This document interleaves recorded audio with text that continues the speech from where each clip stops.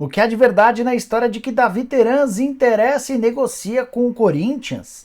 Vídeo de hoje do canal do Nicola te explica em detalhes todo esse papo.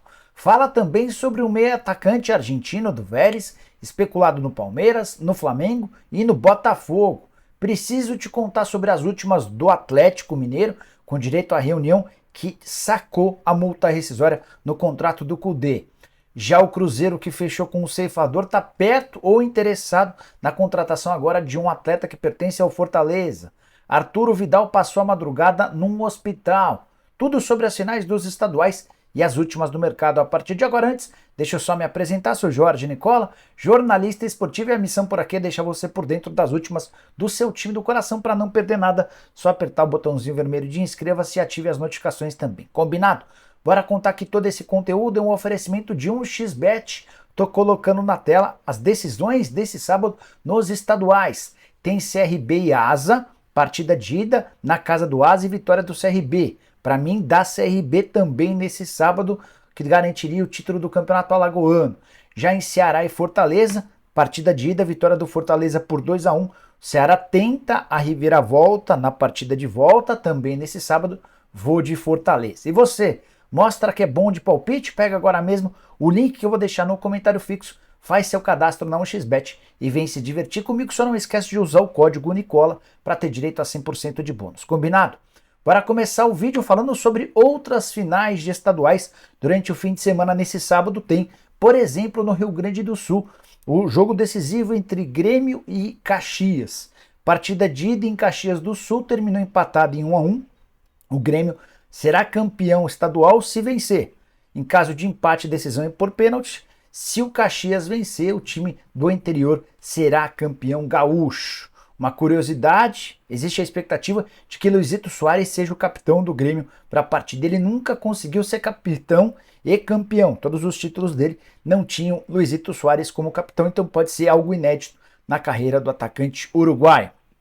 Bora falar sobre domingo com outras decisões. Às 16 horas no Allianz Parque tem Palmeiras e Água Santa. Partida de ida terminou com vitória do Água Santa por 2-1, ou seja, o Palmeiras precisa vencer por 2 gols de diferença para se sagrar campeão. A partir de uma vitória por 1 gol de diferença, e a decisão vai para pênaltis. Palmeiras atrás de 9 milhões de reais, prêmio pelo título, 5 milhões da Federação Paulista, 4 milhões que viriam da Crefisa, enquanto a Água Santa tenta ser campeão pela primeira vez em sua história. Em Minas Gerais, às 16h30, tem o jogo de volta entre Atlético e América, a decisão do Campeonato Mineiro. Na ida, o Galo fez 3-2. Como em Minas Gerais há a vantagem da melhor campanha, o Atlético só perde o título se perder por 2 ou mais gols de diferença para o América. Situação bem difícil para o Coelho. No Rio de Janeiro, às 18 do domingo, Maracanã tem a partida de volta entre Fluminense e Flamengo. Na ida, o Flamengo venceu por 2-0.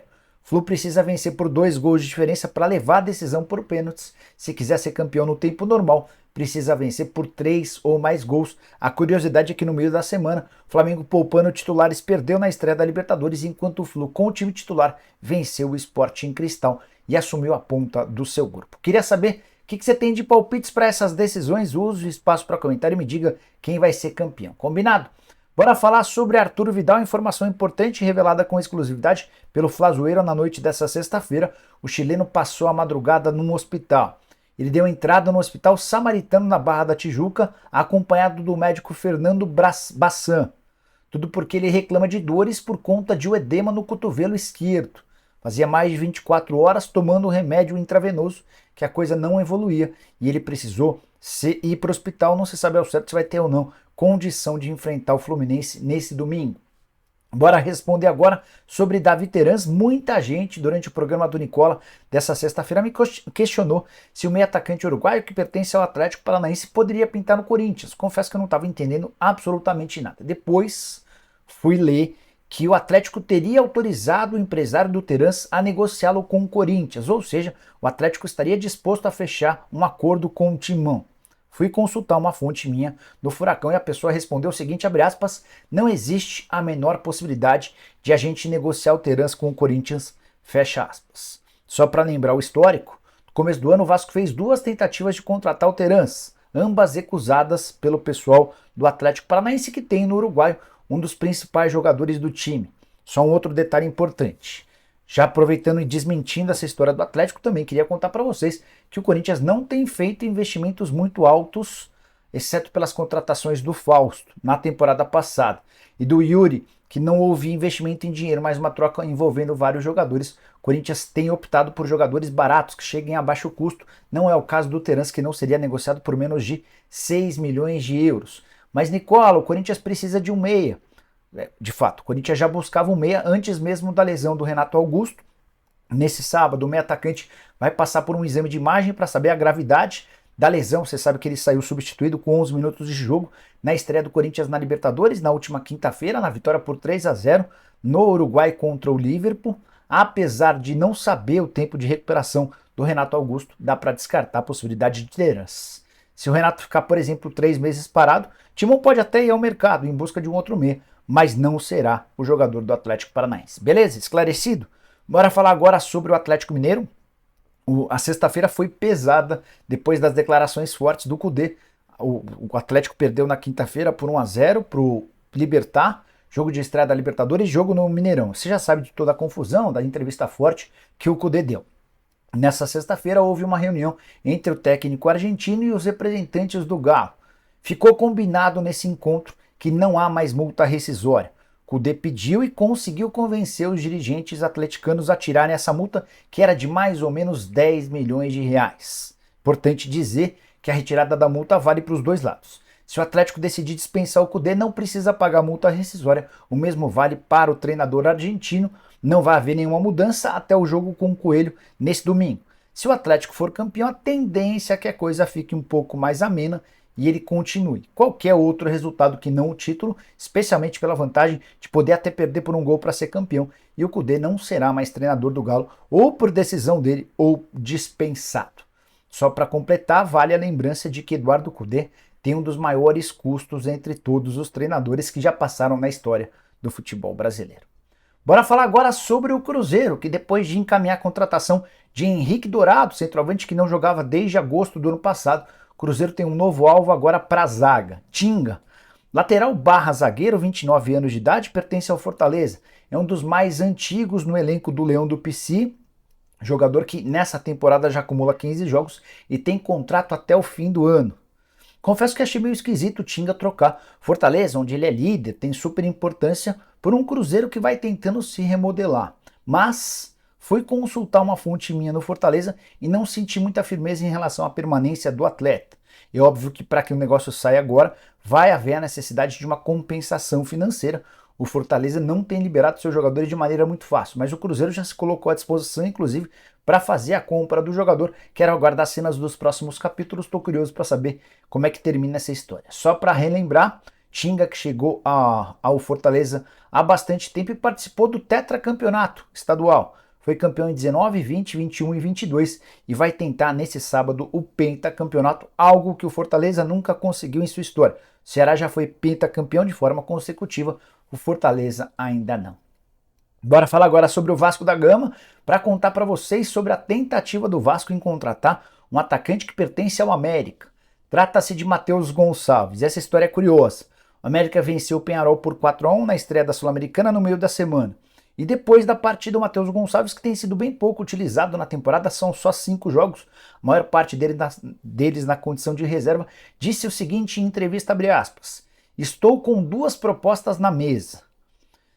Entre hoje e domingo vou definir minha situação. Apareceu um clube da Série A que veio pesado. O que posso falar é que é do Rio de Janeiro. Essa entrevista foi concedida pelo Matheus Gonçalves à Rádio Super. Consultei uma fonte do América que confirmou que o clube interessado no Matheus Gonçalves é o Vasco. Cruz Maltino está a fim de contratá-lo e topa inclusive pagar um salário superior ao que ele tem no Coelho. Para quem não lembra, esse jogador foi contratado no início da temporada junto ao Cerro Porteño, sofreu uma lesão na coxa, não conseguiu encaixar no esquema do Wagner Mancini. Pois bem, consultei antes de gravar esse vídeo uma fonte no Coelho para saber se o América toparia negociar. E a resposta foi de que para liberar o Matheus Gonçalves, o América vai precisar ter a informação ou um encaminhamento de outra contratação. Ele não vai liberar o Matheus Gonçalves sem ter um outro atacante para o restante da temporada. Janela de inscrições se encerra agora no dia 20 de abril, a menos que o Vasco ofereça uma compensação financeira extremamente vantajosa. Quero falar agora sobre Palmeiras, Flamengo e Botafogo disputando um meio atacante argentino que surge como uma grande badalação no futebol do país deles. Trata-se de Julián Fernández. Ele interessa ao Palmeiras, ao Flamengo e ao Botafogo. De acordo com a imprensa argentina, nenhum dos três clubes brasileiros confirma o interesse. Jogador que reúne velocidade, técnica e habilidade. Atua pelo Vélez Sarsfield e tem contrato até 2024 com multa de 20 milhões de dólares. É óbvio que nenhum dos clubes brasileiros vai pagar uma quantia tão alta. Mas, de acordo também com a imprensa argentina, hoje o maior interessado seria o Flamengo. O problema é encarar a pedida do Vélez de 10 milhões de dólares. No atual campeonato argentino, são 9 jogos e 2 gols. Ele também fez parte da seleção argentina que disputou o Sul-Americano, esteve nos 4 jogos do time. Não conseguiu brilhar, assim como a seleção argentina, que fez campanha horrorosa, foi eliminado ainda na fase de grupos. Para completar a temporada passada, essa sim mais consistente do Julián Fernández, foram 43 jogos, 4 gols e 2 assistências. Você conhece o Julián Fernández? Já ouviu jogar? Usa o espaço para comentário para dar sua opinião. E eu prometo, ao longo do sábado, tentar avançar nessa história para descobrir qual destes 3 clubes brasileiros parece de fato mais interessado. Espero que você tenha curtido o vídeo, deixe like, se inscreva no canal, a gente volta de tarde com mais notícias, sempre para deixar vocês bem informados. Abraço, bom sábado, tchau!